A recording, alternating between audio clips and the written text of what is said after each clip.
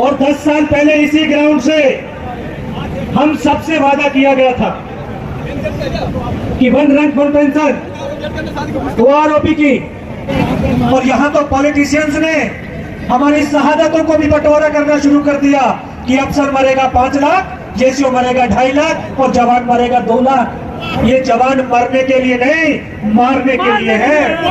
क्या कंधे पर स्टार लगाने वालों को ज्यादा सर्दी लगती है? लेकिन ये भारत के ब्यूरोक्रेट और भारत की सरकारों को सोचना और समझना चाहिए कि आपका ये सैनिक जो इस संतरी के रूप में वहां -60 डिग्री टेम्परेचर में खड़े होकर के जो आपको ऐशो आराम की कुर्सी पर बैठा रहे हैं, जिसका आप सुख भोग रहे हैं, अगर उसने अपनी ड्यूटी को करना बंद कर दिया ना तो आपका ऑफिसों में बैठना हराम हो जाएगा। और 10 साल पहले इसी ग्राउंड से हम सबसे वादा किया गया था कि 1 रैंक 1 पेंशन वो आरोपी की जो विसंगतियां हैं उनको दूर किया जाएगा। हमने विश्वास किया क्योंकि हम हिंदुस्तान की सेना के वो सैनिक हैं जिसके ऊपर 140 करोड़ हिंदुस्तानी विश्वास करते हैं, और हमने इस देश के विश्वास को कभी टूटने नहीं दिया। अपने देश के विश्वास को बनाए रखने के लिए हमने अपने जीवन की हर सांस को और लहू की हर बूंद को सीमाओं पर बहाया है। तब जाकर के इस देश को, इस सेना के ऊपर, इन सैनिकों के ऊपर विश्वास कायम हुआ है। तो जब वो वादा करके चले जाते हैं, विश्वास में लेकर के चले जाते हैं, क्योंकि हम तो विश्वास के पुजारी हैं। अगर एक सेक्शन जो आज देश के अलग अलग कोने से अलग अलग जो संगठन के पदाधिकारी संगठन आए हैं, वो अलग संगठन नहीं है, वो हमारी भूतपूर्व सैनिक जो एक यूनिट है, उसके अलग अलग कंपनियों के कंपनी कमांडर हैं, क्योंकि इनको तोड़ने की कोशिश की जाती है, इनको बहका दिया जाता है। और हम आपको ये समझना होगा, हम सबको समझना होगा कि जो अंग्रेजों की चाल होती थी ना, डिवाइड एंड रूल्स, फूट डालो शासन करो, वही पॉलिटिशियंस की भी चाल है। देश के अंदर 50 लाख से ज्यादा सर्विसमैन हैं, और उसमें से 30 लाख के आसपास तो हम जेसीओ और जवान ही हैं। हमारी कितनी बड़ी संख्या है? 30 लाख प्लस उनके साथ जुड़े हुए उनके परिवार, बेटे और बेटियां, तो हमारी कितनी, कई करोड़ के अंदर जनसंख्या पहुंचती है। और बाबा भीमराव अंबेडकर ने हमें लोकतंत्र के अंदर अधिकार दिया है। आपने हमसे वादा किया था कि हमें मौका दो, हम ये विसंगति दूर करेंगे और इस भूतपूर्व सैनिकों को उनका सम्मान देंगे। हमने विश्वास किया, आपको सिंहासन पर बैठा दिया, और ये ताकत आज भी हमारे पास में है। ये संविधान की ताकत हमसे किसी ने छीनी नहीं है, और इस ताकत के बदौलत जब हमने आपसे विश्वास किया था, आपको इस देश का प्रधान बनाया, तो अब आपको ये विश्वास करना होगा कि इस देश का सैनिक, इस देश का नौजवान, इस देश का किसान एक साथ जुटता हुआ चला जा रहा है। जिस ग्राउंड से आपने 10 साल पहले आह्वान किया था, आज उसी ग्राउंड से 10 साल बाद विश्वकर्मा का दिवस है आज, और आपका भी जन्मदिन है ना। देश के प्रधानमंत्री माननीय मोदी जी का भी जन्मदिन है, और इस संसार के रचयिता विश्वकर्मा देव का भी जन्मदिन है। और इस राष्ट्र का निर्माण करने वाले इन सैनिक, इस राष्ट्र का उत्थान करने वाले सैनिक, इस राष्ट्र की सुरक्षा और रक्षा करने वाले सैनिक आज फिर उसी ग्राउंड में आपके सामने उस संकल्प को दोहराने का देखा। और यहाँ तो पॉलिटिशियंस ने हमारी शहादतों को भी बंटवारा करना शुरू कर दिया कि अफसर मरेगा 5 लाख, जेसीओ मरेगा 2.5 लाख और जवान मरेगा 2 लाख। Very good. ये कौन सा देश है, ये कौन सा न्याय है, ये कौन से पॉलिटिशियंस की सोच में है? क्योंकि आप लोगों की जो पॉलिटिशियंस की सोच होती है ना, कि ये कहते हैं अरे जवान है, मरने के लिए तो है। मैं आपको ये बताना चाहता हूँ, ये जवान मरने के लिए नहीं, मारने के लिए है। भारत माता की, भारत माता की। जब ये दुश्मनों के सरों को मूली गाजर की तरह काटते हैं ना, तभी इस देश की आजादी सुरक्षित होती है, तभी ये राष्ट्र सुरक्षित महसूस करता है। और इस राष्ट्र की 140 करोड़ की आबादी इन्हीं सैनिकों के ऊपर विश्वास करती है। आज बोरबिल में बच्चा गिरता है, फौज को बुलाते हैं, आपदाएं आती हैं, फौज को बुलाते हैं, रेल एक्सीडेंट हो जाता, फौज को बुलाते हैं। क्यों? इन आपदाओं से निपटने के लिए आपके पास संगठन नहीं है, आपके पास संस्थाएं नहीं है, लेकिन आपकी उन संस्थाओं का काम करने के तरीके नहीं है। और लोग बोलते फौज क्यों विशेष है?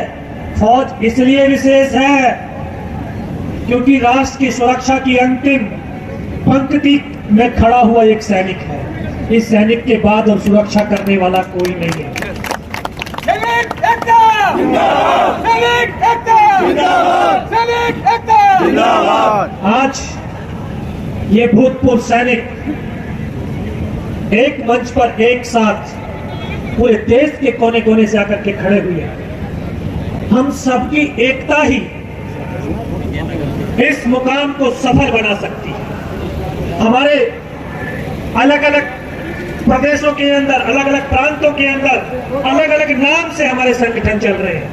मैं उन तमाम संगठन के संगठन अधिकारियों से, उन पदाधिकारियों से विनम्र निवेदन करता हूं, उनसे आह्वान करता हूं कि जब भी सैनिक एकता की आवाज आए, आप अपने संगठन को भूल जाइए, क्योंकि ये जो संगठन सारे संगठनों को जोड़ करके बना हुआ है। हम अनुशासन में रह करके, क्योंकि हमारी पहचान ही अनुशासित है, और ये इतनी बड़ी जनसंख्या के अंदर, इतनी बड़ी लोगों के भीड़, देखिए कि बिना किसी सुरक्षा व्यवस्था के कितने आराम से बैठ करके अपने कार्यक्रम को सुनिश्चित कर रही है।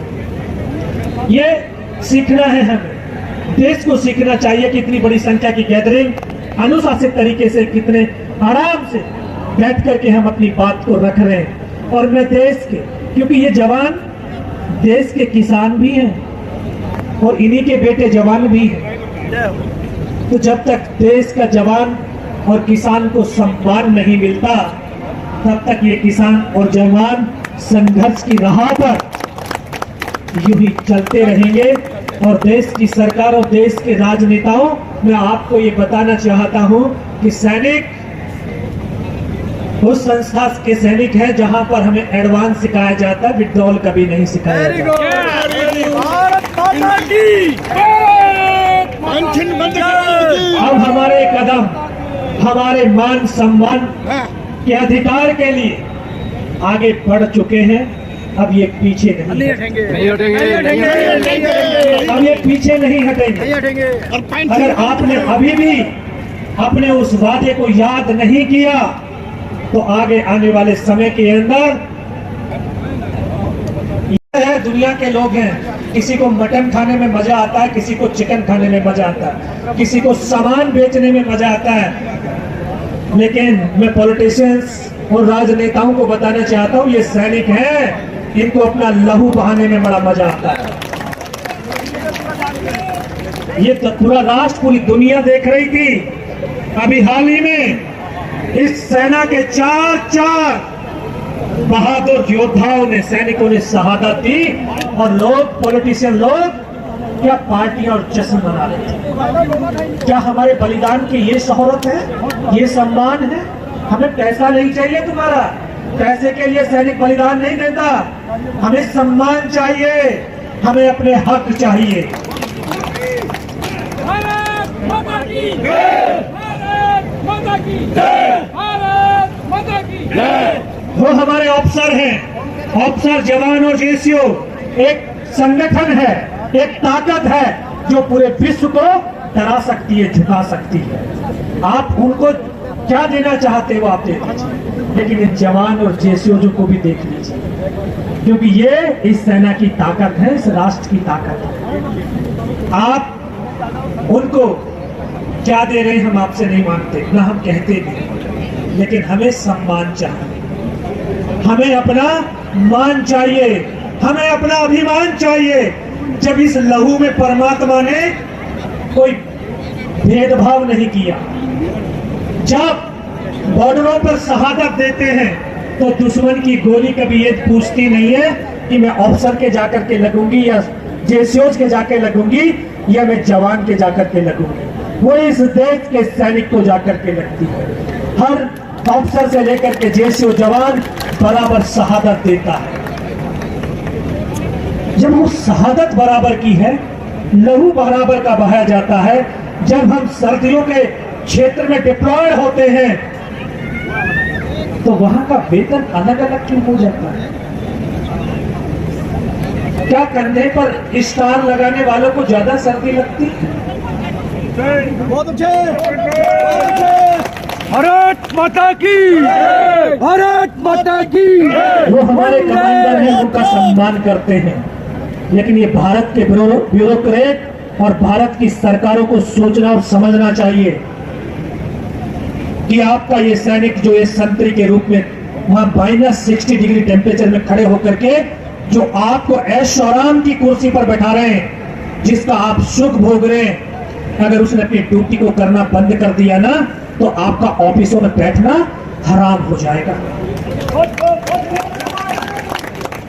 यह आप उन सैनिकों की बदौलत है।